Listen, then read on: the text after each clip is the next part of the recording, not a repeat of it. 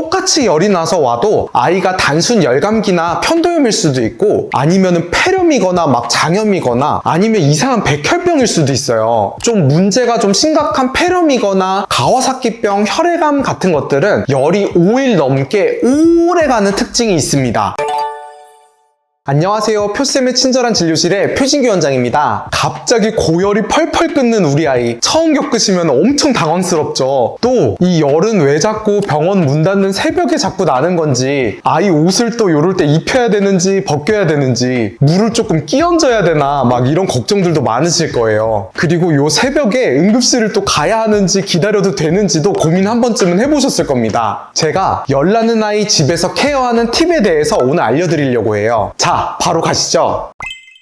먼저 이 정도 온도면 아이가 열이 나는 건지 안 나는 건지부터 애매하실 수가 있어요. 그런데 소아에서는 열의 기준이 전 세계적으로 딱 정해져 있습니다. 아이 고막 체온으로 쟀을 때 38.0도 이상인 것을 열이라고 합니다. 통상 우리나라에서는 37.5도에서 한 37.9도까지를 나중에 열이 오를 수도 있다 그래서 미열이라고 표현을 하는데, 사실 이 표현은 우리나라에서만 있는 표현이고 소아에서 열의 기준은 고민할 필요 없이 딱 38도라고 외워두시면 됩니다. 열이 나는 38도부터 해열제를 딱 주시면 되겠습니다. 그런데 아이가 갑자기 열이 나버리면 머리가 하얘지는 경우가 많아요. 특히 막 39도, 40도까지 열이 나면 아이가 처지고 엄마 아빠는 갑자기 당황스럽기 마련입니다. 그런데 이렇게 아이가 열이 팍 치솟을 때 일단 엄마 아빠가 침착하게 대처해 주시는 것이 정말 중요합니다. 사실 저와 같은 소아청소년과 의사들은 39도, 40도 고열이 나는 거를 별로 무서워하지는 않아요. 생각보다 소아들은 체온 중추 발달이 좀 미숙해서 고열이 이렇게 쉽게 나거든요. 이렇게 고열 나는 것보다 저희 소아과 의사들은 진료를 볼 때 아이가 이 열이 나는 원인이 무엇인가에 온갖 신경을 집중합니다. 똑같이 열이 나서 와도 아이가 단순 열감기나 편도염일 수도 있고 아니면은 폐렴이거나 막 장염이거나 아니면 이상한 백혈병일 수도 있어요. 이런 여러 가지 열을 일으키는 원인 중에서 열감기는 사실 겁낼 것이 전혀 없습니다. 열감기는 어떤 열을 일으키는 바이러스에 감염이 된 것이기 때문에 바이러스 특성상 해열제만 먹이다 보면은 아무 치료를 하지 않아도 시간이 지나면서 자연스럽게 좋아지거든요. 그런데 우리 아이가 나는 열이 단순 열감기가 아닌 좀 위험한 원인 때문에 나는 열인지를 확인해 주어야 됩니다. 다시 한번 말씀드리지만 고열은 소아과 의사들은 하나도 무서워하지 않습니다. 다만 이렇게 오래 나는 열은 긴장을 좀 하기 시작해요. 보통 단순 열감기는 한 이틀에서 길어야 5일 정도 열이 나는 반면에 좀 문제가 좀 심각한 폐렴이거나 가와사키병, 혈액암 같은 것들은 열이 5일 넘게 오래가는 특징이 있습니다. 그래서 열은 갑자기 막 높게 나는 것보다 이렇게 오랫동안 나는 열이 위험하다라는 것을 꼭 기억해 두시면 좋겠습니다. 그래서 대부분의 경우 새벽에 고열이 팍 심하게 올랐다고 해서 바로 응급실로 달려갈 필요는 없으세요. 오히려 좀 기다렸다가 해열제를 몇 번 이렇게 며칠간을 먹이시고 열이 너무 안 떨어지고 지속이 되면 낮 시간에 소아청소년과로 방문을 해주시면 저희가 열의 원인이 무엇인지 진찰을 하고 검사를 해서 찾아드립니다. 그러면 반대로 우리가 열이 날 때 꼭 응급실로 바로 가야 되는 경우는 어떤 것이 있을까요? 첫 번째로는 열 경련을 할 때입니다. 열 경련도 경련이 금방 멈춰버리면 사실 큰 문제가 되지는 않지만 혹시라도 이 경련이 잘 멈추지를 않거나 두 번, 세 번 반복이 된다 그러면 위험할 수 있으니 119에 꼭 연락을 하고 응급실을 다녀오시는 것이 좋습니다. 두 번째는 열이 나면서 아이가 호흡곤란이 동반될 때입니다. 열이 나는 아이가 열만 나는 것이 아니라 숨을 엄청 가쁘게 쉬는 경우 급성 후두염이나 폐혈증 등의 가능성이 있어서 응급실에 가서 응급조치를 좀 취해주는 것이 좋습니다. 세 번째로는 아이가 심하게 처지고 소변량이 좀 줄어드는 경우입니다. 39도나 40도가 넘어가는 아이가 막 웃으면서 막 잘 놀고 질문을 했을 때 대답도 잘하면서 있다면 괜찮은데 우리 아이가 축 늘어져 버려가지고 자꾸 잠들기만 하고 하는 말에 잘 반응을 하지 않는다? 그러면 응급실로 바로 가보시는 것이 좋습니다. 제 개인적인 경험상 열이 막 이렇게 높은 것보다 아이가 축축 처지고 소변량이 줄면 열로 인해서 탈수가 왔을 가능성이 아주 높습니다. 응급실에 가서 적절한 조치를 바로 받는 것이 좋아요. 이런 세 가지 사항, 열경련을 하거나 호흡 호흡곤란이 동반되거나 처지고 소변량이 줄어드는 상황 같은 것이 아니라 열만 난다고 한다면 응급실보다는 해열제를 먹이면서 밤에 좀 재우셨다가 아침에 여는 병원으로 가주시면 되겠습니다. 그러면 집에서는 열이 날 때 해열제 먹이는 거 말고 어떻게 관리해주는 것이 좋을까요? 생각보다 부모님들께서 너무 걱정이 되는 나머지 아이가 열만 딱 났다 하면 옷을 다 벗겨버리시고 헤어 패치 딱 붙인 다음에 열 떨어뜨리려고 아이가 막 오들오들 떨게 놔두시는 경우가 있어요. 또 그 반대로 아이가 감기 걸리면 따뜻해야 된다고 아이가 열이 펄펄 나더라도 집 온도를 막 따뜻하게 해놓고 내복을 2개, 3개 겹쳐서 입히신 다음에 이불로 칭칭 감아놓는 경우도 있습니다. 제가 딱 정리해드리겠습니다. 집에서 아이의 열은 해열제로만 조절한다고 생각하시면 됩니다. 외부의 이런 온도 변화로 아이의 열을 떨어뜨리는 것은 집에서는 권장하지는 않습니다. 열이 나는 아이는 보통 랜덤하게 오한이 오는데 아이를 너무 뻗겨놓고 찬물을 막 끼얹거나 패치를 너무 어린 나이에 붙이시게 되면 아이가 오들오들 떨면서 엄청 힘들어합니다. 오한이 오는 순간에 이렇게 옷을 벗고 있으면 아이가 심하게 고통스러워해요. 병원에 입원해 있는 친구들은 막 40도 넘는 고열일 때 오한이 없는 경우에 한해서 헤어 패치나 찬 수건을 대주는 것을 시도하는데 집에서는 자칫 아이 컨디션이 막 엉망이 될 수도 있으니까 열은 가능하면 해열제로 조절한다, 요거를 기억해 두시면 좋겠습니다. 그 반대로 아이를 너무 옷을 평소보다 두껍게 입히고 계속 이불로 싸매주시는 것도 좋은 방법은 아닙니다. 아이 열이 더 올라버려가지고 오히려 더 힘들어할 수가 있어요. 아이에게 이불로 덮여주시는 것은 열이 난다고 무조건 하는 것이 아니라 아이가 아까처럼 춥다고 막 표현하면서 오한이 올 때만 일시적으로 덮어주시면 됩니다. 제가 정리를 해드리자면 아이의 옷도 평소와 똑같이, 집안의 온도와 습도도 평소와 똑같이 유지해주시고 열 날 때마다 해열제를 이렇게 먹이시다가 아이가 오한이 오면 그때는 이불을 덮여주고 해열제 효과를 기다려주시면 됩니다. 추가로 집에서 관리해주시면 좋은 것은 아이가 탈수가 오지 않게끔 하는 것입니다. 열이 나는 아이는 몸에서 막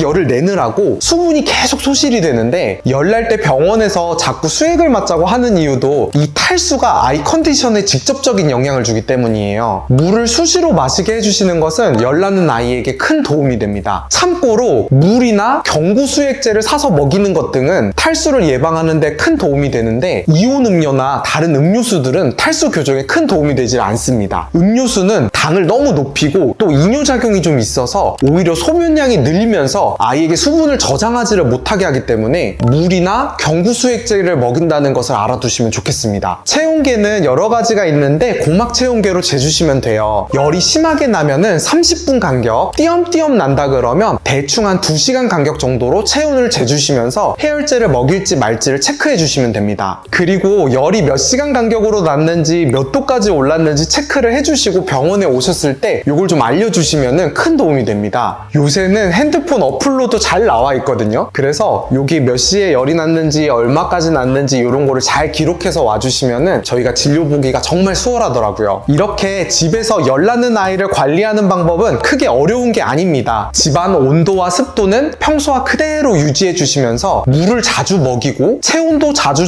재주시면서 해열제를 그때그때마다 먹이시면 됩니다. 해열제를 적절하게 먹이는 방법은 여기 영상을 한번 참고해 주시면 감사하겠습니다. 제가 마지막으로 외래에서 많이 듣는 열감기 관련된 질문들을 좀 답변을 드릴게요. 먼저 아이가 잠들어 있는데 고열이 나면 깨워서 해열제를 먹어야 되나요? 입니다. 먼저 잠자는 아이에게 계속 체온을 재면서 열날 때 깨워가지고 해열제를 먹이는 것은 권장드리지를 않습니다. 자칫 아이가 충분한 수면을 취해야 빨리 바이러스를 이겨내는데 수면이 이렇게 꼬여버리면서 컨디션이 엉망이 될 수가 있어요. 아이가 자다가 고열이 막 나서 너무 힘들면 알아서 막 끙끙거리면서 울거나 보챕니다. 엄마 아빠도 열나는 아이 옆에서 밤새 잠 안 자고 보초 서시면서 깨있지 마시고 아이 간호를 위해서도 잘 주무시기를 바랍니다. 아이가 잠에서 깨서 힘들어한다고 하면 그때 엄마 아빠도 같이 깨서 체온을 재보고 열이 있으면 해열제를 그때 먹이시는 것을 추천드립니다. 제가 두 번째로 많이 받는 질문은 열이 자꾸 떨어졌다가 올랐다 이걸 반복해요. 이거 괜찮은 건가요? 입니다. 열은 원래 쭉 나는 것이 아니라 계속 오르락 내리락을 반복하면서 파동 모양으로 진행을 해요. 저희가 열이 완전 떨어졌다 라고 표현하는 것은 적어도 24시간 이상 열이 쭉 안 날 때를 말합니다. 하루에 한 번씩만 열이 났다가 없어졌다가 또 났다가 없어졌다가 요거를 반복하기만 해도 의사들 사이에서는 이거를 열이 떨어졌다고 보지를 않고 계속 열이 좀 나고 있다고 판단을 합니다. 그래서 사실 열이 잠시 떨어졌다고 해서 너무 좋아할 필요도, 그리고 다시 열이 막 올랐다 그래서 너무 걱정할 필요도 없으세요. 일단 바이러스에 감염이 되면 열이 보통 아까 말씀드렸다시피 이틀에서 한 5일 정도는 나는데, 처음에는 심하게 하루에 막 4-5번씩 열이 막 나다가 나중에 시간이 지날수록 점점 하루에 2번씩 또 하루에 1번씩만 열이 나면서 이렇게 띄엄띄엄 열 간격이 벌어지다가 잡힐 거예요. 열은 원래가 오르락 내리락 하는 것이고 24시간 동안 열이 없어지면 열이 잡힌 거다, 요걸 좀 알고 계시면 됩니다. 제가 3번째로 많이 듣는 질문은 아이가 이렇게 열 나는 거 위험한 거 아닌가요? 뇌에 문제가 된다고 어디 미디어에서 본 것 같아요 입니다. 영상 앞에서도 설명드렸다시피 열 자체가 위험하다기보다는 열의 원인이 무엇인지가 더 중요합니다. 단순 열감기일 때 이렇게 고열이 나는 것은 아이의 장기에 어떤 손상을 주거나 장기적으로 뇌에 큰 문제를 일으키지는 않습니다. 열이 고열이 난다고 아이가 무조건 열경련을 하는 것도 아닙니다. 열경련은 유전적으로 경련에 좀 취약한 아이들이 열이 났을 때 하는 경련이에요. 아이가 지금까지 태어나서 경련한 적이 한 번도 없다고 하면 열 날 때 덜컥 미리 열경련부터 걱정하실 필요는 없습니다. 그냥 참고로 43도가 넘는 고열이면은 단백질이 좀 변성될 수도 있는 온도여서 아이에게 문제를 좀 일으킬 수 있지만 43도가 넘는 열은 거의 안 생기기 때문에 미리 걱정하실 필요는 없습니다. 아이가 이렇게 고열이 났을 때 걱정이 너무 돼서 패닉에 빠지기보다는 차분하게 해열제를 먹이시면서 보셨다가 열의 원인을 찾기 위해서 소아청소년과로 다음날에 방문해 주시는 거 여러 차례 강조합니다. 자, 제가 지금까지 설명한 걸 요약 정리해 드리겠습니다. 먼저 고열이 나는 것보다 열이 오래 나는 것이 위험하다. 그리고 아이가 열경련을 하거나 호흡곤란이 동반되거나 처짐 증상이 동반이 되면 응급실을 바로 방문을 하고, 그 외에는 해열제를 먹이면서 보다가 다음날에 병원을 간다. 그리고 아이가 열이 날 때 집에서는 평소의 온도, 습도를 그대로 유지하고 체온을 자주 재면서 물을 많이 먹이자입니다.